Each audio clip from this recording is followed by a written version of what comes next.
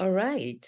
Hello, everybody. And this is Between Two Teachers, where we talk about the current educational issues in our local area, the state, and nationally, sometimes even internationally, and bring you best practices and sometimes cautionary tales of things that are happening, but the latest, keep you up to date. So today is Monday, October 30th, and I don't know what episode this is. Do we Oh, it's episode 212. 212? Okay, and my name is Consuelo Lara. And my name is Madeline Cronenberg. And welcome to Between Two Teachers. And as always, I will begin with our land acknowledgement. We pause to acknowledge that we are gathered on the ancestral territory of Huichin, which is part of the unceded land of the Chochenyo and Karken speaking Muwekma Ohlone people. We remember their continued connection to this region and give thanks to them for allowing us to live, work, learn, and pray on their traditional homeland, and offer our respect to their elders and all Ohlone people, past and present. And we encourage everyone to join us in following the Justice for Muwekma effort to allow the Muwekma people to be able to be recognized as a federal tribe and get the benefits that flow from being a federal tribe. And also, we encourage you to follow the curriculums that is now out there and available to teachers and to districts to appropriately discuss our Native heritage and the story of the Ohlone and Bay Miwok people. And you can find that curriculum on the East Bay Regional Park website. You just search for the Ohlone curriculum, and you can find it on the Contra Costa County Office of Education website. Yes, you just have to go to About CCCOE. It's one of the top titles, and drop down to Land Acknowledgement, and you'll see a map and all kinds of resources to help you also explore that. And if you want to do a land acknowledgement, and they're very active, they're meeting regularly. So yes, it's a really important thing, and it's one of the things that's changed. Education does change. Education changes all the time, and this is one of the things that's changed even since we've just started Between Two Teachers. That's changed. That right? It wasn't as prevalent in the beginning, and it certainly is now. Yes, our value is inclusivity and including everybody. And it's just such a struggle now. Who would have thought it'd be a struggle to practice, inclusion? So, but so that's why we bring you this. Thank you. Right.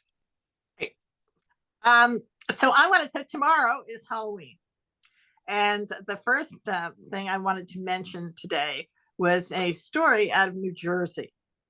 And this was about a superintendent who got a lot of press for banning costumes in Halloween costumes in school.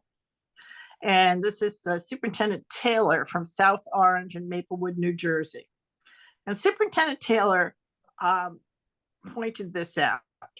He formulated 3 questions that, and this was a big enough issue that Superintendent Taylor took this on for his entire district.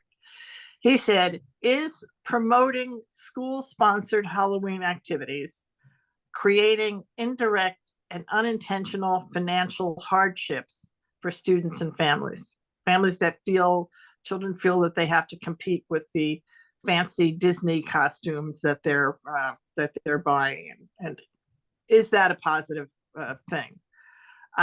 Do school-sponsored activities violate the dignity of some of our students and families, either culturally or religiously?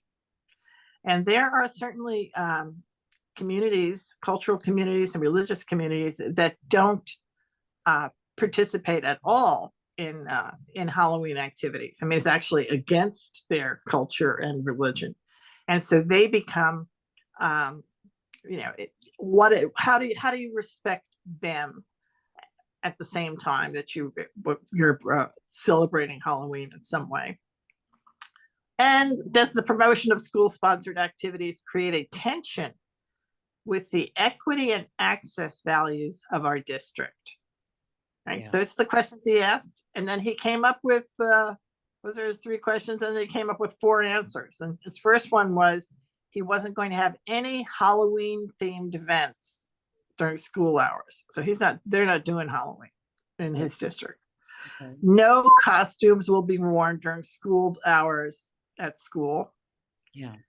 Schools can partner with their PTA or PTOs or other outside organizations if they want to do something after school. Oh, okay. Okay. Right. But that's because he's not in charge of that. Right. So whatever you do after school, just like whatever's happening in your community is separate from him. We try to give the school leaders creative freedom to run their buildings within our expectations.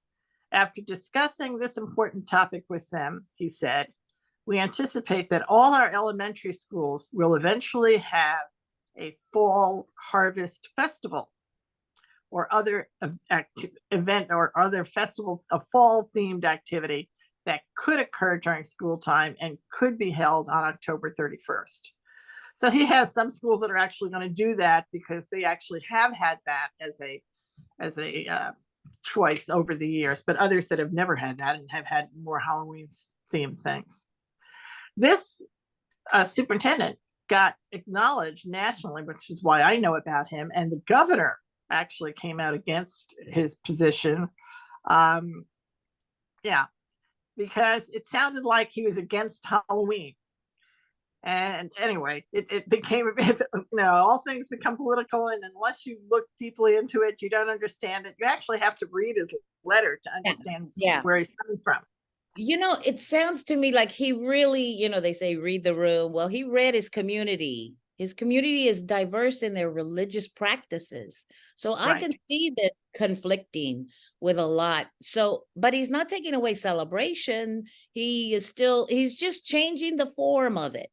And I think he's really listening to his community. And I think we're all not the same, so it's going to be different in different pieces. So I think it's a good thing.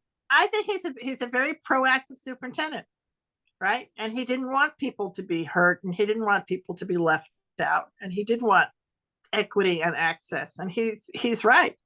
Yes. So and the thing that we all have in common is it is fall. Yes. Fall, right?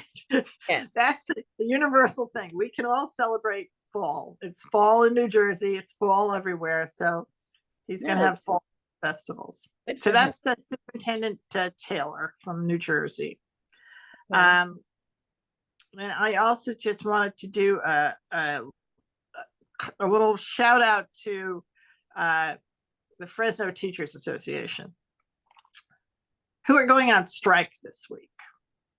And they're going on strike mainly for smaller class sizes and for more support for special ed. Those are their big things, but I'm sure they're also looking for salaries. And so an interesting thing about that was that the Fresno Unified School District voted to pay teachers to cross the picket line, right? What we would call scabs. People to cross the picket line would get $500 a day. Oh my goodness, that's a lot. It is a lot. That's so excessive. Right? And they are obviously they're recruiting the people who would be the most likely to be able to do that, which would be their subs. They have people who are signed up and who are district subs, and so they were offering this to the subs. And the subs in the substitute teachers in Fresno are organized into an association. So their association took a vote, and they voted not to cross the line. All right. Okay. We'll see how that plays out. We'll see how this all works out. This is going to be, now hopefully they settle before November 1st. Yeah. Right. They're going to be working on Halloween. They're working right now. They're going to be working tomorrow. And the Yeah. San Francisco teachers did settle theirs. They almost went on strike, but they did not. They settled. So hopefully Fresno will settle. But if they don't, they're not. Of course, any individual substitute can do whatever they want, right? Yeah. But they need, what happens in strikes is they need to have. They're not going to have as many teachers as they need, and they're going to wind up in the strikes that I've been involved in. You wind up having a principal in the auditorium with 400 children. Yep, that's exactly what happens. That's Yeah. exactly what happens. And so we'll see what happens in Fresno later this week. Okay. All right. Very good. Well, I have something to share about teacher housing. So, excuse me. On our ongoing mission to promote this in our county. Our last county education board meeting, we had two people present from Sonoma and one from San Mateo, where they are working on housing, workforce housing, education workforce housing. And so that was very, very useful. It's good to see. And everything is different in every county, just like it's going to look different in every district, So, and Trustee Farias was able to share her background and her information, her resources. So she is a resource for people pursuing this. And another thing that happened, CSBA finally sent out a interest survey about forming their cohorts. So they have been working on these cohorts and asking if people want to be part of a team, etc. So a couple of us did send in our application, and we may be able to go to the next level. So that was a good thing. We've been recognized as eligible for the next step. So we'll see how that goes. And that's, so people know, that's the California School Board Association, right? And so that would be a statewide series of workshops and a cohort that would be from all over the state.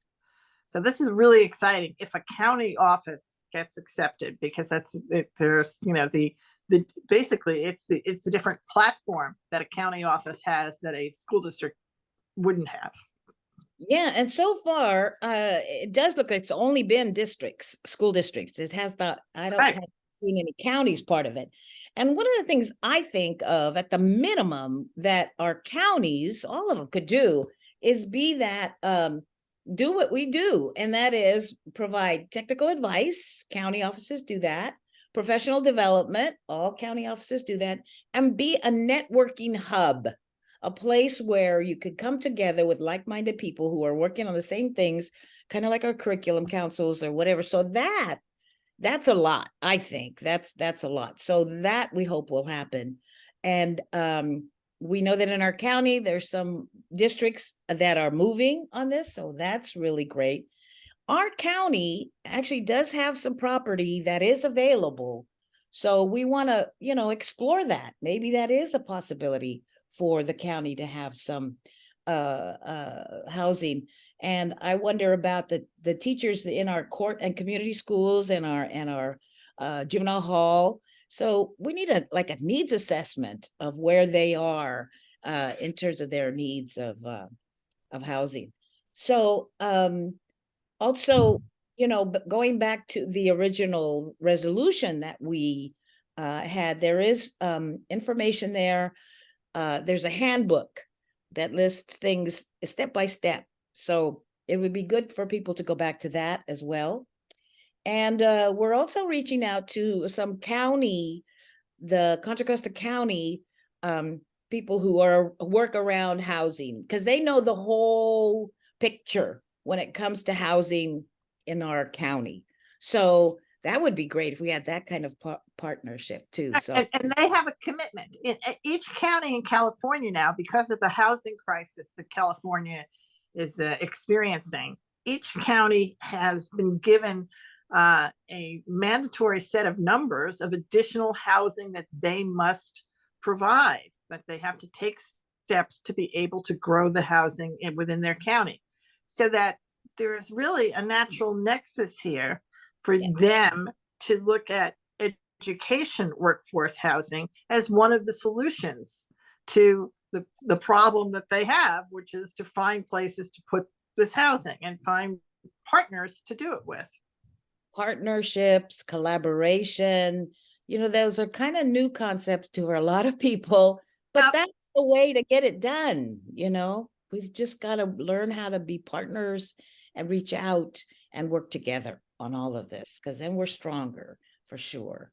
So that's moving along, and we'll keep you updated about education workforce housing. And don't forget, we have a Facebook page, friends of, education workforce housing.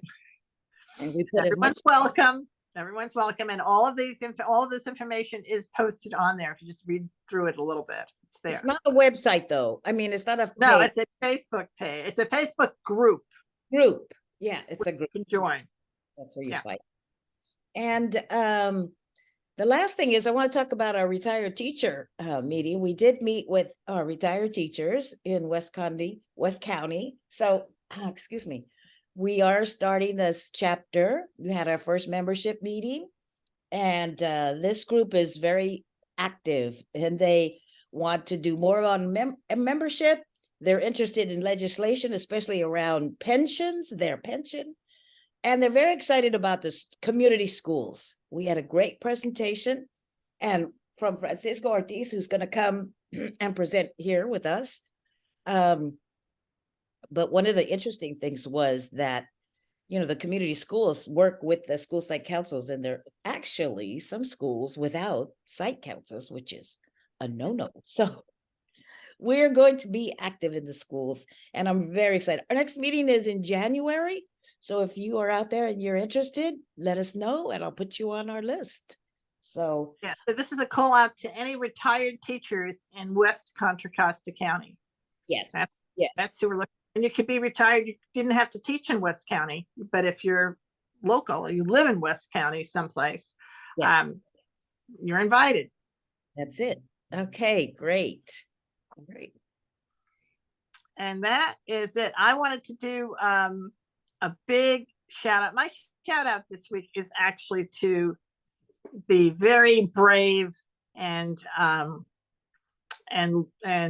loyal Fresno substitutes, because I think voting to, really voted for them to vote to say they would not take the $500 a day is a very big deal. That's even a bigger deal than the teachers union voting to go on strike.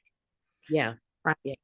That's a real supportive. Yes. The real statement of solidarity with the staff and with the children of Fresno, because they understand otherwise they're being used. That $500 is a bribe. It's terrible. So yeah, you're right. Okay. And then we'll find out what November. Well, November 1st is the day they're going on strike. That's a day after tomorrow. So that's yeah. It'll be, and hopefully it won't happen. Hopefully they settle. So in the next week when we return to Between Two Teachers, we'll know the status of the Fresno strikes. Yes. But we also can just say the substitutes are heroes right now. They are really labor heroes right now. Shout out to them. Yes. So we'll see you next time on Between Two Teachers. Bye, everybody.